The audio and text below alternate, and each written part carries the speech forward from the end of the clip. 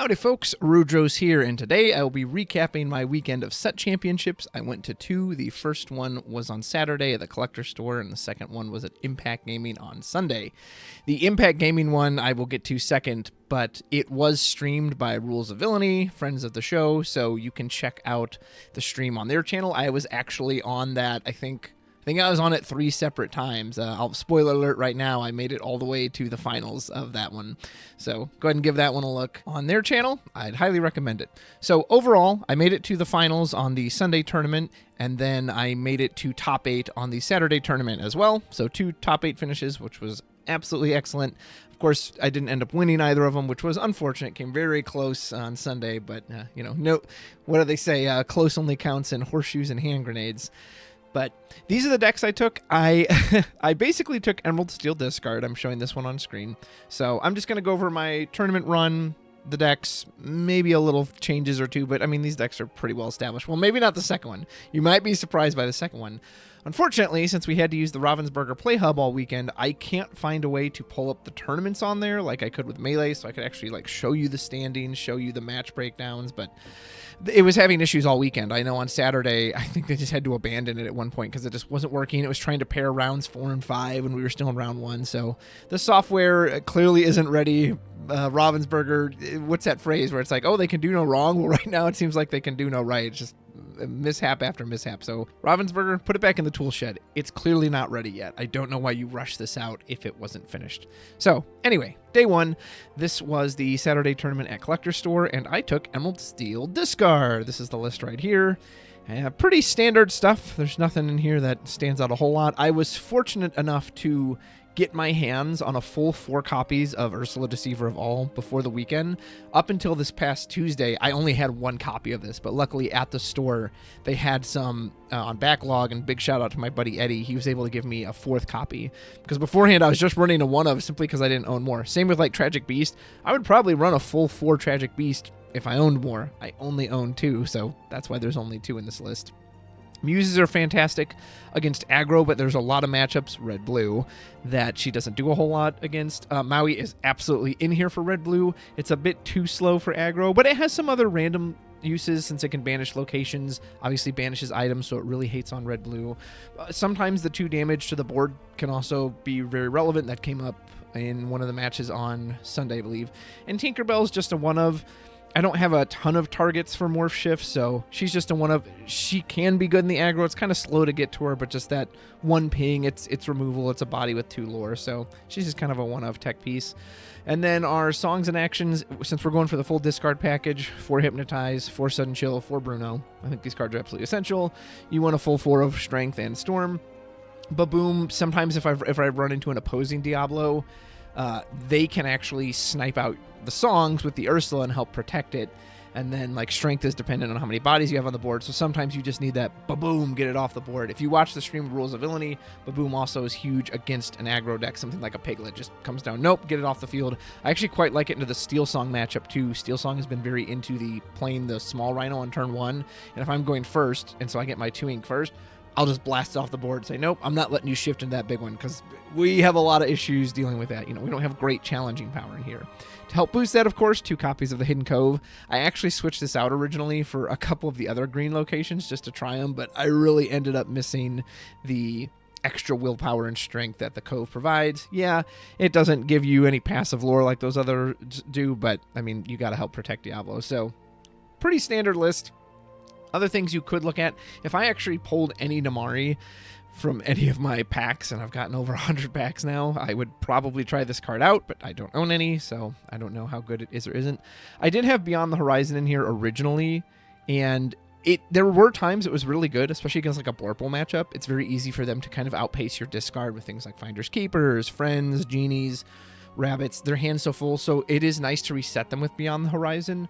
But more often than not, it was just an uninkable brick, and I would get, usually, when things are going well, I'm so ahead of them that I didn't want to use it anyway because they had nothing to discard, and my hand was so strong from Beast and Prince John, all those other card draws, that it just felt like I didn't really need it. I think if you do the Beyond the Horizon plan, I think you need to go for it as early as possible. So what you need to do is you need to have something like Robin Hood and Shift Robin Hood so that you can sing it on turn 3. So that maybe, okay, you drop Diablo onto, or maybe, Diablo, and then you drop the baby Robin Hood, and then you shift into it, and then you can just immediately sing. And you junk their hand, and you junk their plan, and you set them all the way down to 3 cards. But if you're trying to do it more fairly later in the game, didn't find it was as useful. So, Collector's Store went absolutely amazing. Round 1, I faced an Emerald Steel, not a mirror. This person was actually running the Hades and the Mickey Mouse, and they were running the Big Mickey. So they were trying to cheat in. They had like Return of Hercules. They had the big new 10-cost Mickey Mouse, and they had this Hades. So they would put out like the 1-cost Mickey and then try to turn him into the Big Mickey later. And he actually did get Big Mickey on the board in round 2. Luckily, I had just drawn Bruno right when he did it, so I was like, okay, goodness, because I was like, I don't have an answer for this card. Like, I'm not running Zeus. It's going to take me so much damage to get through it. None of my characters are going to be strong enough to get into him, so my only instant removal was the Bruno, and thank goodness I happened to get that. So I 2-0'd that round. I did win the die roll. My die roll was actually pretty lucky. Round 2, I faced Ruby Amethyst. This was just kind of a mix of things. It had the damage package in it. I believe it had the Ursula. I think it had Hades, but I got off to a pretty early start with Diablo and was just able to keep their hand so low, prevented all the B preps, and they can't play the game when they don't have a hand. So I also 2-0'd that one. And then round 3, I went against Emerald Amethyst Birds of Asivs. This was a pretty tough matchup, but I was still able to 2-0 it because I just, again, things like the Baboom, he'd get out his Diablo and I would just, all right, Baboom, gone immediately. Or, all right, that's great. Muses can be good there. Just bounce any of your stuff back and no one can play when their hand's empty. So I 2-0'd that. So I started the day not only 3-0 in the rounds, I didn't drop a single game. I was on fire. I was crushing with this list. And then I intentionally drew with the last 2 rounds because there was just really no reason to play it out. I don't personally like intentionally drawing. Like, I would prefer to play, but I know a lot of other players want to do it, and the truth of the matter is there's just no incentive to play it out unless you're absolutely gunning for that top seed. But it's risky because then if you lose, you just lose. So I would have played Ruby Sapphire. He wanted to intentionally draw, and he wanted to go get lunch too, and he was a friend of us. I was like, all right, that's fine. And then the final round too, I would have played it out. It would have been against an Amber Emerald discard deck with like Under the Sea, his own Prince John, Ariel, things of that nature. But he kind of needed the draw to make sure he got in. And again, this was a good friend of mine, and I didn't really have a reason to play it. So I was like, okay, well. So I intentionally drew the last 2 rounds, which was kind of boring, and I just sat around, but it's whatever. I wish there was some way to de-incentivize that to make sure you play your games out. And I don't think that's just a Lorcana problem. I think that's any game problem. Like, there's just no reason. When the loss can hurt you as bad as it does, there's just no reason to do it. So I don't like that system, but it is what it is. So then after sitting around for a while, go to top 8, and the entire day flipped upon its head. I got paired against Amber Steel aggro, just pure, Lady, Piglet, Daisy, just blah, vomit out all these characters. Now, the nice thing was I was the top seed, I wasn't the top seed, but I was the higher seed, so I got to go first, and it didn't matter. I ended up getting O2'd by this deck because it's aggro, and if you saw why I would recommend taking this list, it's aggro. Aggro will always do what it does and just say, I don't care, just deal with all these characters. And especially with this deck, what's very frustrating is the discard doesn't really work on them because they're dumping their hand out anyway, so I don't really have the time to like set up Prince John and discard. So what I need is Ursula Double Singer and the Muses, and then I need songs to hit them with. And in game 2 in particular, this game left me feeling really, really bad because there was a point I cleared their board. I had Tinkerbell, I had banished the entire board, just everything. And I think they were on like 14 lore. And I had this wide board. I had like Ursula, Tinkerbell, Muses. I had a Diablo that, I kid you not, was there from turn 1. This Diablo was there the entire game, never went away. And I was drawing and drawing and drawing. And I couldn't find songs. So even though I had Ursula and Muses, every character they played, I couldn't find a song. So they just got to, okay, quest, go to 16. Another 2 lore quester. Okay, quest, go to 18. Another 2, like, I can challenge into them once they're exerted, but I couldn't find spot removal. And I even, once the match ended, I was like flipping over the top cards in my deck to see how close it was. It was all buried at the bottom. So like, I just didn't even have a chance. I was pretty heated after that one, not like vocally heated. I told my opponent congrats, but I remember I went in the bathroom and kind of like splashed some water on my face. I was just like, man, I had a Diablo there the whole game. I had Muses, I had Ursula, like I had everything to make it work. and all the songs were buried at the bottom of the deck, and I just couldn't. Like, I would have even taken Sudden Chill, right? I don't even need a removal, so I just need to Sudden Chill triggers. Okay, the Muses, I at least bounce the thing back, but no, nothing. So my luck just flipped on a dime, completely ran out, and my day ended in top 8 in a pretty unflattering, unsatisfying fashion. So it was a shame, too, because I was just, man, I was so dominant. I didn't drop a game before then. But the cards giveth, and the cards taketh away. So that's this list. This is the standard list. Now, moving on to Sunday, this might throw you for a loop, because at Sunday's tournament, this is the list I took. And you might notice something kind of weird about this list. It's still Emerald Steel discard, right? Except it's missing one big key thing, which is the Diablos. There's no one-cost Diablos. There's only a single big shift Diablo. There's a bunch of other weird stuff in here, like Merfolk, Rider, Calhoun, Jafar, Gizmo Duck, and you might be thinking, what is this? Why would you switch to this? Well, let me tell you why. So my girlfriend runs a pretty standard Amethyst Emerald build, and she runs the Diablos in her build. Well, I only own 5 Diablos, so if she's using them, I can't use them either. So on the car ride out there, I had kind of fully intended to take Ruby Amethyst. Like, okay, I can't run the deck at its, strongest power, so I'll just run Ruby Amethyst. And on the car ride out there, I had brought this one with me. I was like, well, I don't know, just in case. And I took the time. I'm switching the cards around, switching out the Diablos into her deck and then putting in all this backup stuff. And I get out there and I see who's there. And I'm just like, man, I think there's going to be a bunch of red-blue here. And I don't want to grind out red-blue matches with Ruby Amethyst, especially because while I have pretty good matchup into the McDuck Manor Shark version, like I really don't fear that version of the deck very much, but the item version, Ruby Amethyst just cannot interact with items, so that deck is a real pain in the butt for me. So I was like, you know what? Kind of at the 11th hour, I was like, I'm just going to switch to this. I'm just going to play discard again. This is probably a terrible idea because, again, it's the inferior version. I don't have Diablos or anything. Well, and then this is the version I ended up taking all the way to the final. So we called it right, I guess. So round 1 was against Ruby Sapphire, as expected. And the first game, I just got bowled over by McDuck Manors. This deck has a lot of trouble challenging them. If you want to watch some of these games on the stream, you'll see a lot of times where me having to just chunk down McDuck Manors with chips and peats and all this other stuff very, very, very slowly. But so I got destroyed that game, and I'm like, man, I should have played Ruby Amethyst. I'm just going to get blasted. But we came back, and they can't play if they don't have a hand, and I'm very good at making sure they don't have a hand. And we were able to get that one back 2-1. And then round 2 was against Steel Song, which was just, Steel Song has to be, it's just such a random matchup. I hate this matchup so much, no matter what deck I play, because it's so random. I had this guy in top deck mode, right? I've blown his hand out. I have steel removal too. There's nothing he can really play that scares me. But the problem is the matchup simply comes down to, can he just top deck Whole New World? Well, guess what happened? After having a fully established board, I was ahead on the lore 9-0. And I think, did I lose the die roll? I won the die roll for this one. I lost it in the first round.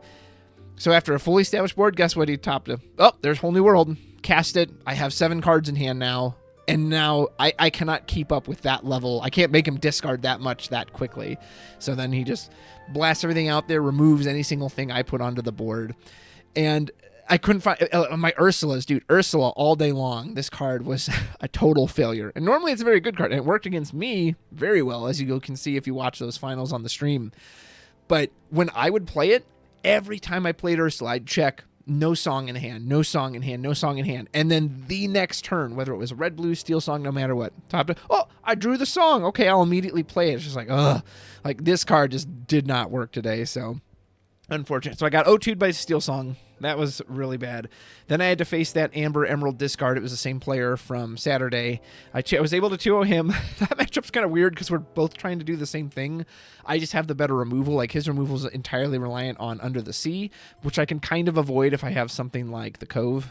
But yeah, I just essentially have the better removal. So I won that one 2-0. Then this next match, round 4, this is on the Rules of Villainy stream. So if you want to watch it, go check it out on that channel. This is another Ruby Sapphire match. And this is one of those, it's just early McDuck Manors. What are you going to do? I'm just sitting there fighting it. And folks, if you want a match, if you ever have those matches where it's turn 4 and you feel well, the game's over, that was this final match. I encourage you to go watch this because I come back from just being so out of it, And there's so many times I'm just like, well, I just got to hope and pray he doesn't top deck Super Goof or Pirate's Life or something like that. So we did end up getting that one 2-1, Ruby Sapphire, and then round 5 it would have been against Emerald Amethyst, but my record was 3-1. The other guy wanted to intentionally draw just to secure us up there. Again, I kind of wanted to play, but I was like, all right, fine. He like lived a minute away. He's like, please, I just want to go home and eat. I was like, fine. So we intentionally drew. Again, I don't prefer to do that, but it is what it is. So we then make it to top cut. So top 8, I'm going second this whole time because I was like 7th seed. So I was going to go second pretty much no matter what. It was against Ruby Amethyst. It was kind of appropriate because the guy, Jared, he had beaten me a couple set championships ago at another store. And so I was kind of like, well, this is my chance for revenge. And first game, he got out a pretty early library, and I really struggled to deal with locations with this list. And he was able to win, and then he got his Cuscos and all this stuff there that just kept his hand healthy enough that I couldn't really get him to discard. But those second 2 games, I was able to flip the script. I was able to keep the locations in enough check to keep him on top deck mode. And he was so scared of the discard and the Prince John sitting there, I would banish his Cusco or his, not Magic Room, the Diablo that draws a card, and he just wouldn't draw. He's like, no, I'm going to opt not to draw, just because I know if I do, you'll rip it out of my hand, and then your Prince John draws you. So ended up getting that one 2-1. Was very good to get revenge, and I was just like, wow, I can't believe I'm going to top 4 with the discount version, and yesterday with the crazy version, I couldn't do it. Top 4, this is on stream, so top 4 and or semifinals and the finals are on stream. So again, go check out that video. I will put a link in the description below. And this is against Ruby Sapphire. And this one this one I did end up 2-0ing him, but man, that game too, if you want to see a comeback of all comebacks, I am pretty sure I went from he had 19 lore, and I had 0, and I came back and won. Rewatching it, I'm just like, how did I win that? I had no business winning that game. Like, what happened? And it was another one of those things where just the early McDuck Manors came down. Turn 4, McDuck Manor. Turn 5, next McDuck Manor. And technically it's turn 3 for that deck because it ramps, right? And in my head, I'm thinking, oh, I lost. Yeah, I mean, there's no way to come back from this. It's too early. It's too much pressure early. Luckily, some huge discards with Ursula double singing, a Hypnotize. And I do have an interview on the Swiss round stream after that round 4 setup. So if you want to hear that interview, go listen to that too, because I said a similar thing that mentally I'm thinking, oh, I'm done. Like, I can't beat 2 McDuck Manors this early. But I didn't. I still stayed calm and like, okay, well, let's play it out. Let's see what I can do. And I pulled off just an insane comeback. And that is one thing I actually don't like about this deck is that you are just playing from behind always. You're always playing from behind, and I was always playing from behind. So go to the finals. This one's on stream. This is again against aggro. This is against Chernodogs. I found the cards I needed in game 1. Calhoun especially is very, very good at dealing with aggro. So I was able to take game 1 going second, which I thought was really good for me, because even if I lose game 2 going second, which I did, then I've got the last game going first. Unfortunately, that last game, and this is something I don't like about these decks in general, my opening was just awful. I don't think I had a card to put down till like turn 3. It was so slow. It kept ink pass. I didn't see, some of these early lines. Even a morph can threaten to shift into something big. With a Cove, he gives me at least a challenger. Calhoun is so, but yeah, that final match, I couldn't get a good early start. But even that match, I didn't get bowled. If you watch that match, it is another one where at the end, until you see the ending, there's a part where you're like, oh my gosh, is he going to do this? And I had people watching me like, dude, he's like, when you pulled that card off the top, I won't spoil what it was. He was like, I thought, oh my gosh, he's going to do it. He's going to come back again. Like, call him the comeback kid. So anyway, that was the day. Got the top 8 finishes. And which, by the way, now that I'm on the other side of it, I'll say what I've been saying this whole time. All last set, I kept saying how dumb it was there wasn't a second place playmat. And that was when I won 2 set championships in a row, 3 overall, which was amazing. But I felt so bad for my opponents not getting that playmat. And I can also say, now that I've gotten to second and now I was stuck in second, it is absurd. I had the same prizing as the people in 8th place. You have, Ravensburger, you have to bring back prizing for second place at minimum. There really should be prizing for top 4. It should not be up to the store, which ultimately results in just a bunch of packs of cards to supplement that. There needs to be another playmat, a deck box. You know what I heard? Because everyone we got the free Jafar promo. We got the little Jafar. But no one talked about that. No one was going, wow, I'm so happy I got this non-foil version of a Jafar promo. But multiple people did say, man, it sucks there's no second playmat. Man, it sucks there's no prize for these top cuts. So everyone's complaining about that. No one's like, oh, goody, but at least I got this crud card that of non-foil card. Like, just why? And it's not even, it would be one thing if the card was exclusive to set championships, right? That the only way to get them is to participate in a set championship. But no, it's just it's a card in the packs, in the box of Reign of Jafar. You can pull that card. Yeah, the art's different, but who cares? Like, please bring that stuff back. These will die. These will die if the pricing is not there. So anyway, that aside, I'll just talk about a few of the choices I made in here instead of the Diablo package. So I don't want to go too high on the uninkables. This one still stays at 12. What do you take out instead of Diablo? Well, since I don't have Diablo, my only real focus in this deck is to make them discard, to get their hand empty, which is why I'm running the 2 Flynns and the 2 Merfolk. Because even if these get knocked out right away, and you'll see in some of those matches on stream, they do, but I've had matches where I'll have Merfolk and Flynn or double Merfolk, and I drop the Prince John. Go ahead. Even if you hit these with a super goof and you're getting 2 lore, I'm taking a card from your hand, and Prince John is drawing a card. So these are just in here as a way to, I need to get your hand empty. That's how I win, is I get your hand empty. Calhoun is just, she's a good beater. She's really good when you're always going to be behind. Ana really showed up big, and I will say all these tech pieces, and if you watch some of those matches on stream, they showed up huge. I didn't think they would. Ana, I've always gone back and forth on, because if she was just 3 costs, I would absolutely love this card. But she basically costs 5. You do not want to just pay 3 for this. And then 5 for a discard is just too much. And the +2 is so weak. Like, the difference between +2 and +3 in Lorcana is massive, given the way the characters are built. But that final effect, Banish Chosen Damage Character, came up all day long. And I think there's some matches on stream, and I know there's plenty of matches off stream where I would just use, okay, Storm, put 2 damage on your Maui Half Shark, drop the Ana, boom, now it's gone. So Ana was worth her weight in gold. The Diablo. So the funny thing was, this probably should have been a 3rd copy of the Muses, but because I was kind of making this decision last minute in the car, I didn't have any of the spare cards with me. Like, I only had the cards that I knew I would swap out in place of the Diablos. So I didn't have the 3rd Muses, which is probably what I would have made this slot. And I was like, my choice was Diablo or a 2nd Morph, but Morph only can the only shift targets I even have is Tinkerbell Beast 3 targets. So running 2 Morph for 3 targets in the deck just didn't seem worth it. I was like, I'll just keep Diablo in there. Why not? So, I mean, he was fine. This card is not nearly as powerful when you can't shift him in early and immediately exert him. But he was fine. He still pulled enough weight that I was like, yeah, I didn't mind having him. Jafar is okay. He's no crab. Again, the difference between 2 and 3 is huge, especially in a deck like this when you're only turning this Ursula into a 3/3. But he still showed up enough. His lore mattered that I was happy with him. I think he's fine. Pete, of course, was an MVP. There's a match on stream where just back-to-back Petes kept me from getting my board ruined by Be Prepared. Chip is great. I've absolutely come to love Chip. Not only is it's instant discard on a body, there's no conditions. It's a great follow-up on turn 4 with Prince John. He also hits for 3, which in this deck is pretty important because so few things hit above 3. So he was one of my manner beaters. A lot of times I would put him out even if I didn't necessarily need the discard, but just to beat on the manners. He's also really good if you are facing opposing steel matches and they use something like a Pete. Okay, now you can't trigger your Hypnotize or your Sudden Chill or your Bruno. It's like, doesn't matter. Here's Chip. I'm still ripping a card out of your hand.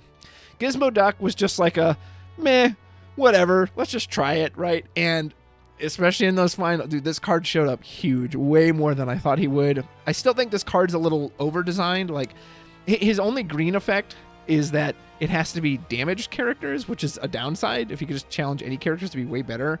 So, I mean, if this card could just challenge damage character or just challenge ready characters, he'd be so cool. I'd even give up the resist if he could just do that.